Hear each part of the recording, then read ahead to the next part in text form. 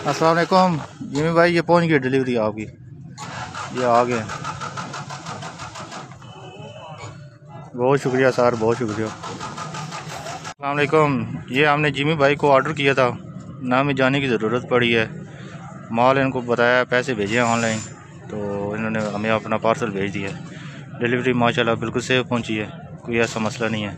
साथ इसके ये बर्तन थे, कुछ केजेस हैं इसके साथ। तो बहुत शुक्रिया जिमी भाई।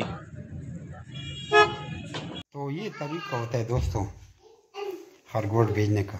ऑनलाइन पेमेंट लगा लेते हैं और हम खरगोश भेज देते हैं, और वह वापस बच्चे बेचने होते हैं, वो भी इसी तरीके से भेजने होते हैं। क्योंकि जो कहते हैं डील कैसे होगी, डील इस तरह ही तो होती है। आपको हम अकाउंट नंबर देते हैं, पेमेंट लगवाते हैं और हम आपको खरगोश भेज देते हैं गाड़ी के थ्रू। किराए वाली जो गाड़ी जाती हैं, बस से, कोच या आई से, टोयोटा, किसी भी तरीके से। और वापसी जब आपके पास बच्चे आते हैं तो आप इसी तरीके से भेजते हैं। जज़ाकुमुल्लाह खैर।